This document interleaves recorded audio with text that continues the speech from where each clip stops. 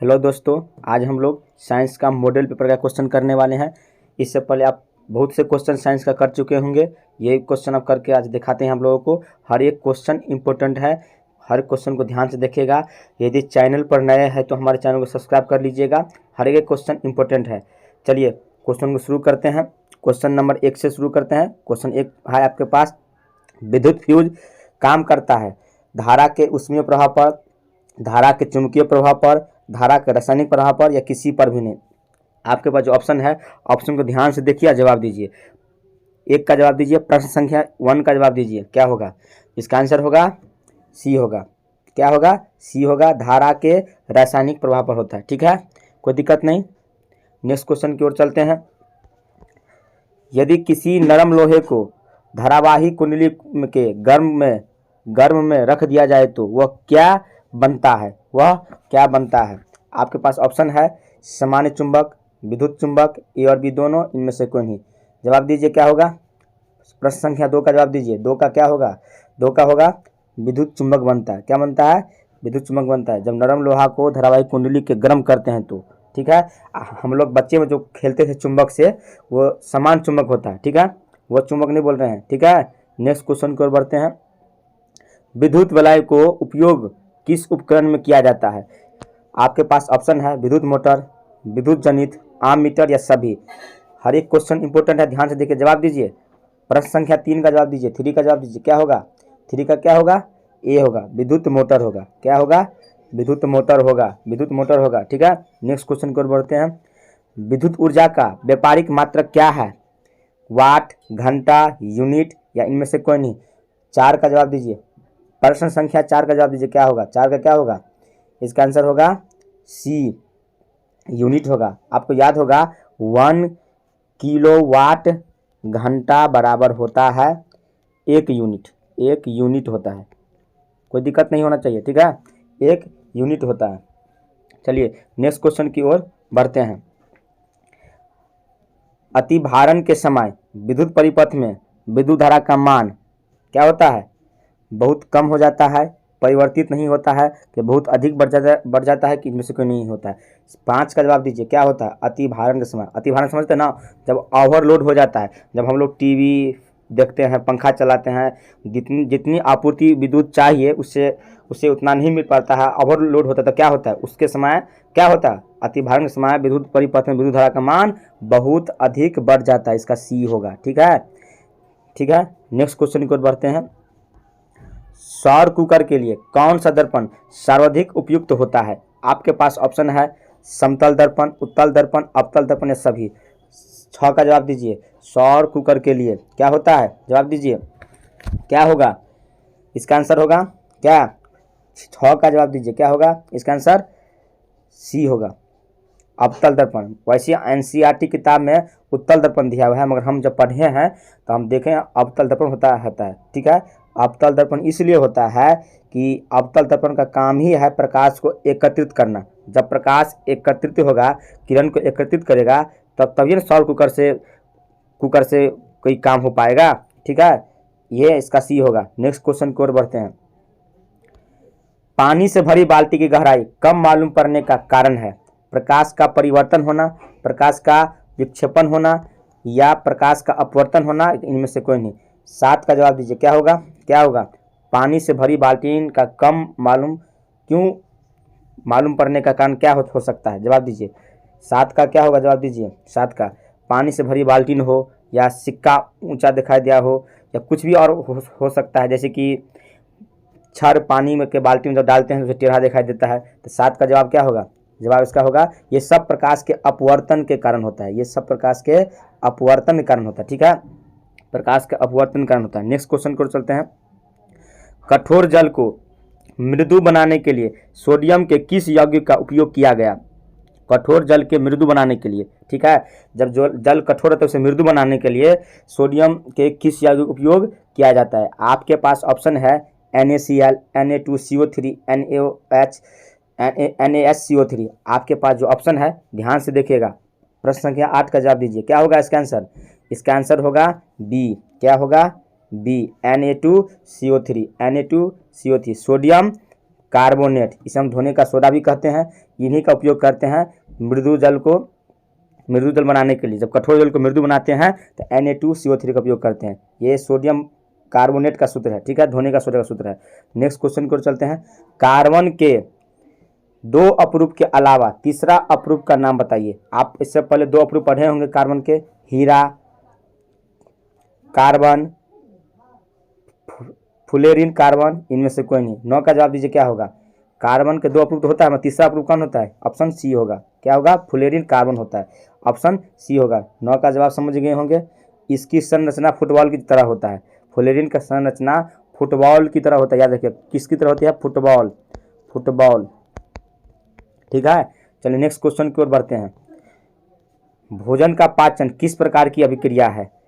अपचयन अभिक्रिया, ऊष्माक्षेपी अभिक्रिया, अपचयन अभिक्रिया, विघटन अभिक्रिया। भोजन का पाचन किस प्रकार की अभिक्रिया है? प्रश्न संख्या 10 का जवाब दीजिए। भोजन को पाचने के लिए ऑक्सीजन की आवश्यकता होती है, ठीक है, ये तो आपको मालूम होना चाहिए। तो भोजन की पाचन किस प्रकार की अभिक्रिया है? 10 का जवाब दीजिए। 10 का जवाब दीजिए। क्या होगा इसका आंसर? उपचयन होगा, क्योंकि भोजन पचने के लिए ऑक्सीजन की जरूरत होती है, इसीलिए इसे उपचयन क्रिया की अभिक्रिया होती है, ठीक है। ऑप्शन सी होगा 10 का। नेक्स्ट क्वेश्चन की ओर बढ़ते हैं। निम्न में से कौन स्वच्छ ऊर्जा का स्रोत है? 11 का जवाब दीजिए। 11 का जवाब दीजिए। कोयला, लकड़ी, प्राकृतिक गैस या सभी। स्वच्छ ऊर्जा का मतलब ये होता है जिससे प्रदूषण ना हो। कोयला से प्रदूषण होता है, लकड़ी जलाते हैं इसमें धुआं निकलता है, मगर प्राकृतिक गैस से कोई प्रदूषण नहीं होता है। इसका आंसर होगा सी, ठीक है, सी होगा, कोई दिक्कत। नेक्स्ट क्वेश्चन की ओर चलते हैं। निम्न में से किसे चाकू से काटा जा सकता है? निम्न में से किसे चाकू से काटा जा सकता है? मतलब आपको धातु पूछ रहा है, NaKli। आपको याद करने की ट्रिक बताता हूँ। पहली बात ये समझ लीजिए, किसे आप चाकू से आप काटा जा सकते हैं। अब Na को भी काट सकते हैं, K को भी काट सकते हैं, Lo को भी काट सकते हैं। मतलब सोडियम, पोटेशियम और लिथियम, ठीक है, ये 3 होता है, आपको याद रखना चाहिए। आप याद कर लीजिए नकली, ऐसे NaKli। Na से सोडियम, K से पोटेशियम, L से लिथियम। इस ट्रिक से आप याद कर सकते हैं, इसे आप धातु को आसानी से काटा जा सकता है। नेक्स्ट क्वेश्चन की ओर बढ़ते हैं। निम्न से कौन पादप हार्मोन नहीं है? पादप हार्मोन नहीं है। जिबरेलिन, एथिलीन, इंसुलिन, इनमें से कोई नहीं। आपको मालूम होना चाहिए। प्रश्न संख्या 13 का जवाब दीजिए। जिबरेलिन, एथिलीन, इंसुलिन, इनमें से कोई नहीं। क्या होगा इसका आंसर? जवाब दीजिए। पहली बात तो जिबरेलिन, एथिलीन, इंसुलिन ये सभी हार्मोन तो है, पर आपसे पूछा पादप हार्मोन नहीं है। इसका आंसर होगा सी, इंसुलिन पादप हार्मोन नहीं है। ये मनुष्य में पाया जाता है। इंसुलिन की कमी से मधुमेह रोग भी होता है, आपको मालूम होना चाहिए, ठीक है। 13 का आंसर सी होगा। बाकी जिबरेलिन, एथिलीन, इंसुलिन ये वृक्ष में जिबरेलिन पाया जाता है। जैसे वृक्ष को मान लीजिए वृद्धि में काम करता है जिबरेलिन, आपको मालूम होना चाहिए। नेक्स्ट क्वेश्चन की ओर बढ़ते हैं। अलैंगिक जनन का मुकुलन द्वारा होता है। अलैंगिक जनन मुकुलन द्वारा होता है। अमीबा में, ईस्ट में, ARB दोनों, और इनमें से कोई नहीं। अलैंगिक जनन किस में होता है? प्रश्न संख्या 14 का जवाब दीजिए। क्या होगा? 14 का 14 का जवाब दीजिए। क्या होगा? इसका आंसर होगा बी, ईस्ट में होता है। कहाँ होता है? ईस्ट में होता है, ठीक है। और इसका जवाब तो समझ गए होंगे। नेक्स्ट क्वेश्चन को बोलते हैं। वैसे ऑप्शन में ईस्ट नहीं हो तो हाइड्रा में होता है, अलैंगिक जनन हाइड्रा में भी होता है। नेक्स्ट क्वेश्चन की ओर बढ़ते हैं। पीतल किसका उदाहरण है? धातु, अधातु, मिश्र धातु, उपधातु। 15 का जवाब दीजिए। क्या होगा? पीतल किसका उदाहरण है? किसका? पहले पीतल आपको मालूम होना चाहिए, धातु है कि उपधातु है कि मिश्र धातु है। पीतल है क्या? 15 का जवाब दीजिए। पीतल का ये तो पहले मिश्र धातु है, समझ लीजिए। अब पीतल तांबा और जस्ता से बना होता है। तांबा और जस्ता के मिश्र धातु है, ठीक है। नेक्स्ट क्वेश्चन पर चलते हैं। पवन चक्की से उपयोग ऊर्जा प्राप्त करने के लिए पवन की न्यूनतम वेग होनी चाहिए। पवन चक्की आप जानते होंगे जिसे ऊर्जा प्राप्त करते हैं, बिजली प्राप्त करते हैं। 120 किलोमीटर प्रति घंटा, कि 15 किलोमीटर प्रति घंटा, 30 किलोमीटर प्रति घंटा, कि 40 किलोमीटर प्रति घंटा। 16 का जवाब दीजिए। क्या होगा? इसका आंसर होगा पवन चक्की का रफ्तार होना चाहिए 15 किलोमीटर प्रति घंटा, ठीक है, 15 किलोमीटर प्रति घंटा। ऑप्शन नंबर बी होगा। नेक्स्ट क्वेश्चन को चलते हैं। धातु में धारावाहिक होता है प्रोटॉन, मुक्त इलेक्ट्रॉन, कोर इलेक्ट्रॉन इनमें से कोई नहीं। 17 का जवाब दीजिए, क्या होगा? 17 का क्या जवाब दीजिए? जवाब दीजिए। इसका आंसर होगा मुक्त इलेक्ट्रॉन, ऑप्शन बी होगा। वैसे आप धातु में धारावाहिक जैसे एक ले लेते हैं, कोई भी ले लेते हैं, सोना, चांदी, लोहा, ये सब धातु के चालक होता है। सबसे अच्छा चालक चांदी होता है, ठीक है। नेक्स्ट क्वेश्चन की ओर बढ़ते हैं। कौन रंग है जिससे खतरे के सिग्नल पर उपयोग किया जाता है? नीला, बैगनी, लाल, पीला। कौन सा रंग जिसे खतरे के सिग्नल पर उपयोग किया जाता है? आप पहले भी पढ़े होंगे, लाल रंग को खतरे के रूप में यूज किया जाता है। तो क्या इसका ऑप्शन क्या होगा? लाल होगा। क्यों किया जाता है आपको मालूम होगा? लाल रंग का तरंगदैर्घ्य सबसे अधिक होता है और विचलन सबसे कम होता है, इसीलिए दूर से भी दिखाई देने लगता है, ठीक है। नेक्स्ट क्वेश्चन में बढ़ते हैं। किस वर्ण का तरंगदैर्घ्य सबसे अधिक है? देखिए क्वेश्चन आ गया, आप अभी बोले हैं किस वर्ण का तरंगदैर्घ्य सबसे अधिक है? वर्ण तो रंगे होता है। 19 का जवाब दीजिए, 19 का जवाब दीजिए, क्या होगा? आंसर होगा लाल होगा। क्यों होगा? अभी आपको बताया, लाल रंग का तरंगदैर्घ्य सबसे ज्यादा होता है और बैगनी का सबसे कम होता है। यह ध्यान रखें, बैगनी का सबसे कम होगा और लाल का सबसे ज्यादा होगा। 19 का सी होगा आंसर, ठीक है। नेक्स्ट क्वेश्चन को चलते हैं। टिंडल प्रभाव की कौन सी परिघटना है? टिंडल प्रभाव कौन सी परिघटना है? प्रकाश का परावर्तन, प्रकाश का अपवर्तन, प्रकाश का विक्षेपण कि प्रकाश का प्रकीर्णन? 20 का जवाब दीजिए, 20 का जवाब दीजिए, क्या होगा? 20 का जवाब दीजिए, क्या होगा इसका आंसर? डी होगा, प्रकाश का प्रकीर्णन होगा। टिंडल प्रभाव हमेशा जंगलों में होता है, वहाँ हरे पेड़ पौधे होता है, इसीलिए वहाँ ज़्यादा होता है, ठीक है। नेक्स्ट क्वेश्चन की ओर चलते हैं। किसी चालक का प्रतिरोध निर्भर करता है? चालक की लंबाई, चालक के अनुप्रस्थ काट का क्षेत्रफल, चालक की प्रकृति के उपयुक्त सभी। चालक की लंबाई का प्रतिरोध निर्भर करता है। अब चालक का लंबाई बढ़ा देंगे तो प्रतिरोध उस पर निर्भर करेगा, प्रतिरोध कम हो जाएगा। मोटा कर देंगे तो क्षेत्रफल बढ़ा देंगे तो उसका प्रतिरोध कम हो जाएगा, मतलब तीनों पर करेगा। ऑप्शन डी होगा, 21 का डी होगा। नेक्स्ट क्वेश्चन की ओर चलते हैं। आमीटर को विद्युत परिपथ में कैसे जोड़ा जाता है? आपको मालूम होगा आमीटर से विद्युत धारा को मापा जाता है, तो आमीटर को विद्युत पथ में कैसे जोड़ा जाता है? विद्युत परिपथ में कैसा जोड़ा जाता है? 22 का जवाब दीजिए, 22 का क्या होगा? इसका आंसर होगा ए, श्रेणी क्रम में जोड़ा जाता है। आमीटर को श्रेणी क्रम में जोड़ा जाता है। नेक्स्ट क्वेश्चन की ओर चलते हैं। घरेलू वायरिंग में 3 तार होते हैं, विद्युतमन्य, उदासीन, भूसंपर्कता। इन तारों का रंग होते हैं। आपको मालूम होना चाहिए, घर में जो बिजली यूज करते हैं उसमें 3 तार होते हैं, ठीक है। एक होता है गर्म तार जिसे आप लाइन वाला तार बोलते हैं, एक होता है अर्थिंग वाला, एक होता है उदासीन तार, ठीक है।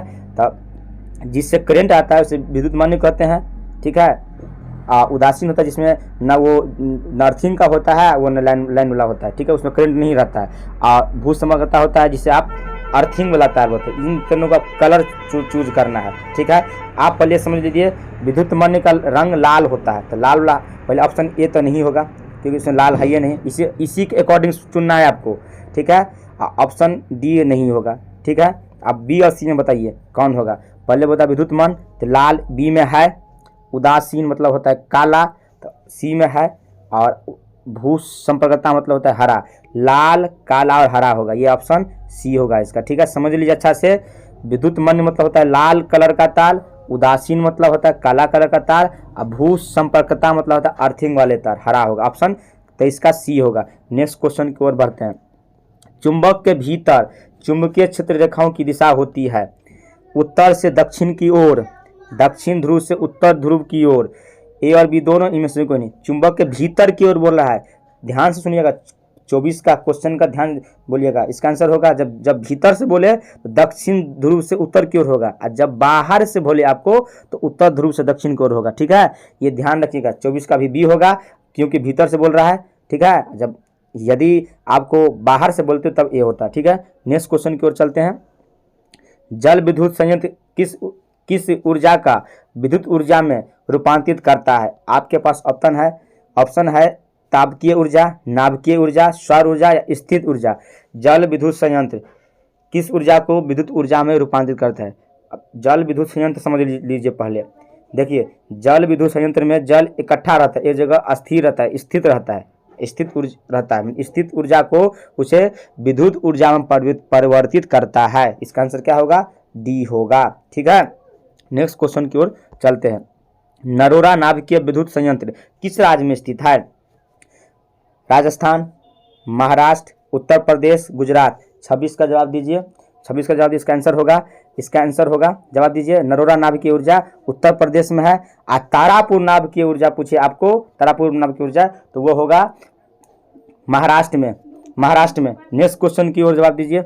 गोलीय दर्पण की वक्रता त्रिज्या 40 सेंटीमीटर है तो उसकी फोकस दूरी होगी। गोलीय दर्पण की वक्रता त्रिज्या 40 सेंटीमीटर है तो उसकी फोकस दूरी होगी। आपके पास ऑप्शन है 40 सेंटीमीटर, 30 सेंटीमीटर, 20 सेंटीमीटर, 10 सेंटीमीटर। 27 का जवाब दीजिए क्या होगा, 27 का जवाब दीजिए क्या होगा। आपको वक्रता त्रिज्या दिया, आर दिया हुआ है, आर दिया है 40 मीटर, तो फोकस पूछ रहा था। एफ बराबर पढ़े होंगे, R/2 होता है, R/2 होता है, और आर का मान 40 है, और 40/2 मतलब कितना हुआ, ये टोटल 20 हो गया। और ये आपका ऑप्शन सी हो गया। नेक्स्ट क्वेश्चन की ओर बढ़ते हैं। आवर्धन का ऋण आत्मक मान बताता है, आवर्धन का ऋण आत्मक मान बताता है। वस्तु के सापेक्ष प्रतिबिंब उल्टा है, वस्तु के सापेक्ष प्रतिबिंब सीधा है, वस्तु से प्रतिबिंब छोटा है, प्रतिबिंब होगा, और वस्तु से प्रतिबिंब बड़ा है। ठीक है, 28 का जवाब दीजिए क्या होगा, क्या होगा। यदि आवर्धन का मान मतलब m का मान माइनस में आ जाए, माइनस में, -2, -3 कुछ भी आ सकता है। यदि माइनस में आए, ऋणात्मक हो तो ऋणात्मक दिया हुआ, ऋण दिया ऋणात्मक होगा। जब माइनस में आता है तो वास्तविक प्रतिबिंब बनता है, और वास्तविक प्रतिबिंब हमेशा उल्टा होता है। क्या होता है, इसका आंसर क्या होगा, ए होगा। ठीक है, यदि m प्लस में आता, प्लस में आता तो वहाँ पे आभासी प्रतिबिंब बनता है। आभासी प्रतिबिंब हमेशा सीधा होता है। नेक्स्ट क्वेश्चन की ओर बढ़ते हैं। वास्तविक वस्तु का आभासी प्रतिबिंब बनता है। आपको वस्तु वास्तविक बोल दिया तो ये मत लीजिए वास्तविक प्रतिबिंब के बारे में बोल रहा है। वस्तु, कहीं भी वस्तु आप रखिएगा तो वास्तविक ही होगा ना, तो वास्तविक का आभासी प्रतिबिंब बनता है। वस्तु का आभासी प्रतिबिंब बनता है समतल दर्पण में, उत्तल दर्पण में, कि अवतल दर्पण में, कि तीनों में। 29 का जवाब दीजिए क्या होगा इसका आंसर। इसका आंसर होगा, इसका आंसर होगा डी होगा। ध्यान दीजिए, समतल दर्पण में भी बनता है आभासी प्रतिबिंब। वास्तविक देख कर डर मत जाइएगा, वास्तविक मतलब कि वास्तविक वस्तु के बारे में बोल रहा है। प्रतिबिंब बोल रहा है आभासी कैसा बनता है, समतल में भी बनता है आभासी, उत्तल में बनता है आभासी, अवतल में भी बनता है, और सभी में बनता है। ठीक है, कोई दिक्कत नहीं, कोई दिक्कत नहीं। नेक्स्ट क्वेश्चन की ओर बढ़ते हैं। पुतली के साइज को नियंत्रित करने वाला गहरा पेशीय डायग्राम क्या कहलाता है। पुतली के साइज को नियंत्रित कौन करता है, आपको मालूम होना चाहिए। परितारिका, नेत्रपटल, रेटिना, या सभी। इसका आंसर क्या होगा, इसका आंसर होगा ए परितारिका। यदि ऑप्शन परितारिका, इसको इंग्लिश में बोलते हैं रेटिना, इसे इंग्लिश में बोलते हैं रेटिना। ऑप्शन में कभी काल रेटिना भी रहता है, रेटिना ध्यान रखिएगा, रेटिना। ठीक है, ध्यान रखिएगा। नेक्स्ट क्वेश्चन को बोलते हैं। ऊर्जा के सभी रूप में अनंत स्रोत किसे माना जाता है। ऊर्जा के सभी रूप में अनंत स्रोत किसे माना जाता है। कोयला को, जल को, सूर्य को, परमाणु को। ऊर्जा को अनंत स्रोत में किसे माना जाता है, सूर्य को माना जाता है। इसका अंत कभी भी नहीं होगा। ठीक है, पृथ्वी पे सबसे बड़ा ऊर्जा का स्रोत सूर्य है। ठीक है, नेक्स्ट क्वेश्चन की ओर बढ़ते हैं। नाभिकीय ऊर्जा प्राप्त करने हेतु आवश्यक है सिलिकॉन, क्रोमियम, यूरेनियम, एल्यूमिनियम। आपके पास 32 का जवाब देना है, 32 का जवाब देना है। क्या होगा इसका आंसर। नाभिकीय ऊर्जा प्राप्त करने के लिए यूरेनियम की आवश्यकता पड़ती है, ऑप्शन सी होगा। नेक्स्ट क्वेश्चन की ओर चलते हैं। प्रकाश तरंगे होती है चुंबकीय तरंग, विद्युत चुंबकीय तरंग, विद्युतीय तरंग, कोई नहीं। 33 का जवाब दीजिए, 33 का जवाब दीजिए क्या होगा इसका आंसर। इसका होगा बी, विद्युत चुंबकीय तरंग होता है। ठीक है, नेक्स्ट क्वेश्चन की ओर बढ़ते हैं। निम्न में से कौन सा बुझा हुआ चूना है। CaO, CaOH, CaCO3, Ca। 34 का जवाब दीजिए क्या होगा इसका आंसर होगा। निम्न में से कौन बुझा हुआ चूना है, बुझा हुआ चूना। जवाब दीजिए क्या होगा इसका आंसर होगा बी, CaOH, कैल्शियम हाइड्रोक्साइड। ठीक है, इसका इस्तेमाल दीवार की पेंट में करते हैं, इसका भी ध्यान रखिएगा, ये क्वेश्चन बार बार पूछा जाता है।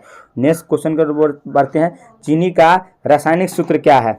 CH3COOH, C2H12O6, C12H22O11, CH3COH। चीनी का रासायनिक सूत्र क्या है। 35 का जवाब दीजिए क्या होगा इसका आंसर होगा सी होगा, C12H22O11। चलिए 36 की ओर बढ़ते हैं। निम्न में से कौन ऑक्सीकरण की क्रिया नहीं है। दहन, श्वसन, भोजन का पचना, इनमें से कोई नहीं। निम्न में से कौन ऑक्सीकरण की क्रिया नहीं है। 36 का जवाब दीजिए क्या होगा। 36 का जवाब दीजिए क्या होगा इसका। पहले ऑक्सीकरण क्रिया नहीं है, दहन क्रिया है, श्वसन क्रिया है, भोजन पचन क्रिया है, इनमें से कोई नहीं होगा। इसका आंसर डी होगा आपका। इस इनमें से कौन ऑक्सीकरण क्रिया नहीं है। यहाँ अवक्षेपण भी रहता है, कभी कभी ऑप्शन में तो अवक्षेपण भी होगा आंसर, यहाँ ध्यान रखिएगा। नेक्स्ट क्वेश्चन की ओर बढ़ते हैं। अम्लीय ऑक्साइड का विलयन का पीएच होगा 7 के बराबर, 7 से अधिक, 7 से कम, इनमें से कोई नहीं। 37 का जवाब दीजिए क्या होगा। 37 का जवाब दीजिए क्या होगा। अम्लीय ऑक्साइड का पीएच मान होता है 7 से कम होता है, ठीक है। 37 का जवाब दीजिए, सी होगा आंसर, ठीक है। नेक्स्ट क्वेश्चन की ओर बढ़ते हैं। 38 का जवाब दीजिए। निम्नलिखित में कौन विजातीय यौगिक है। विजातीय यौगिक है चूना पत्थर की, खारिया की, संगमरमर की, प्लास्टर ऑफ पेरिस। 38 का जवाब दीजिए क्या होगा। क्या होगा। चूना पत्थर नहीं है, खारिया भी नहीं है, संगमरमर भी नहीं है, और प्लास्टर ऑफ पेरिस तो है, ऑप्शन डी होगा। नेक्स्ट क्वेश्चन की ओर बढ़ते हैं। कौन सा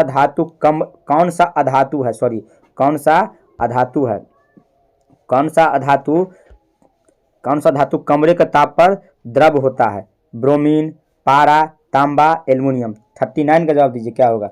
39 का जवाब दीजिए क्या होगा। कौन सा धातु कमरे के ताप पर द्रव होता है। 39 का जवाब दीजिए क्या होगा। क्या होगा। इसका आंसर ए होगा, ब्रोमीन होता है, ठीक है। और धातु बोले तो पारा होता है, मरकरी होता है, ठीक है। नेक्स्ट क्वेश्चन की ओर बढ़ते हैं।